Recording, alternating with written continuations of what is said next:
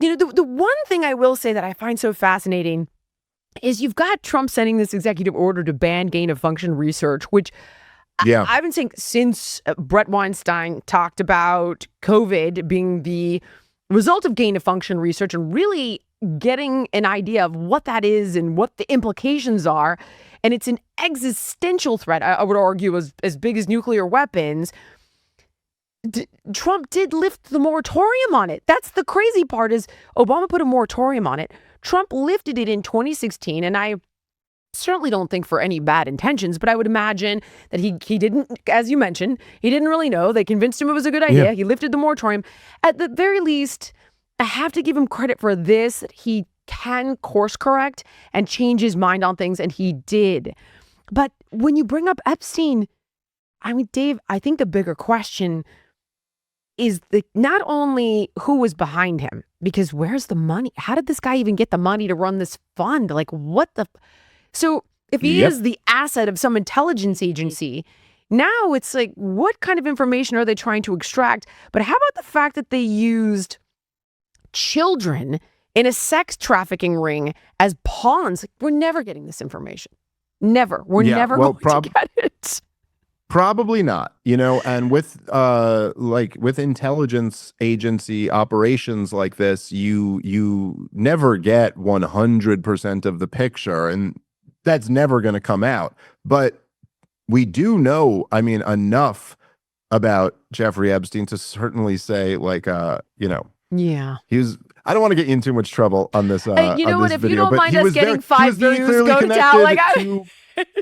He was very clearly connected to some intelligence agency. It's crazy because I know exactly what will push an episode off of a cliff, and it's like, as long as you're like, oh, okay, there's certain people that can push through it, like a Joe or a Lex, but for me, they're like, oh yeah, talking about that again. But let's rephrase this. If you could get one person on the hook for COVID, if one person was going to pay, who would you choose? I'd say Fauci, because he was the face of the thing. And so therefore it's the most meaningful to the American people to get that guy who was the face of the thing. And and his crimes are so appalling.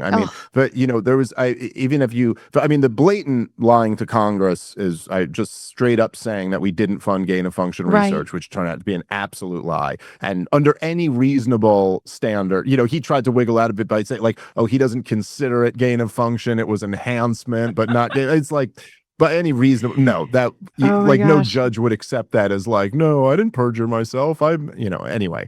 But then also, just the blatant lying to the American people.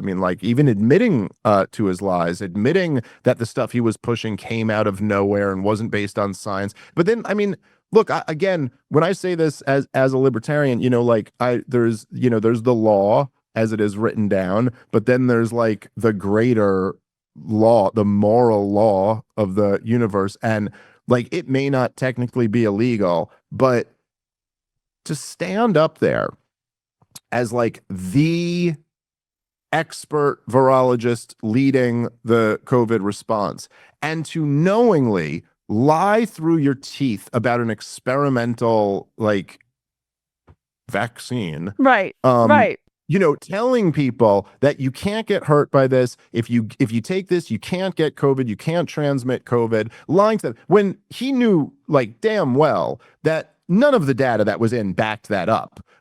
You could argue at absolute best, you could argue we didn't know at the time how effective the vaccine was going to be, but there was nothing in the trials that would have told you. They didn't even test for transmissibility. It's transmittability. It's so he. Just clear crime, criminal against humanity. But then, I pick Fauci just because, he was such a prominent face of the whole thing. But really, to me, all the lockdown governors are just, should be in The Hague. I don't care. I don't care if there's you don't get to appoint yourself mini dictators out of nowhere. Based off no authority, not even citing any authority. I declared an emergency. So what, the Constitution and the Bill of Rights don't exist anymore because you declared? Yeah. There was the greatest interview through all of the COVID days was Tucker Carlson in like, maybe it was in June of 2020, I want to say May or June, I would say, he got my awful governor, Murphy, who was one of the lockdown governors, and he got him on his show when he was still on Fox News. And he asked him at one point, so he had just like shut down a service at like a synagogue, and he arrested there were like some Jews who got arrested for going to synagogue during lockdown. And so Tucker Carlson's just like, well, I'm reading the First Amendment here, and it says that like all Americans have the right to worship whatever religion and peacefully assemble. So like, where do you get the authority to tell someone they can't do that? And Governor Murphy just goes, he goes, well, I wasn't thinking about the Constitution on this one. That's above my pay grade. Because his words were, that's above my pay grade. He goes, I'm following the science. And then, of course, the science turned out to be completely wrong, and it wasn't science at all. But so anyway, like, to me, that's just like, oh yeah, you're a dictator. I don't know. You just appointed yourself a totalitarian dictator. You're the worst criminal that there is. And so, yeah. Gavin Newsom, he took it to the next level, because this guy went with the lockdowns for the longest period of time. And he engaged in tremendous hypocrisy. So as we all know, the infamous incident at the French Laundry with no mask, I think it was a fundraiser right around the time that it was the holidays, and you weren't allowed to see family for the holidays. You weren't allowed to visit loved ones in the hospital. You weren't allowed to worship at church or synagogue or mosque or whatever it might be.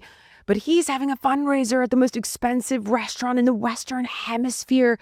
And he was the last to let kids back into school. And it wasn't because he was following the science. It's because he's on the take from the teachers union, and they didn't want to go back to school. Period. End of story. Thank you so much for watching. If you enjoyed the podcast, please like, comment, subscribe, and share. And make sure to let me know what guests you want to see on in the future.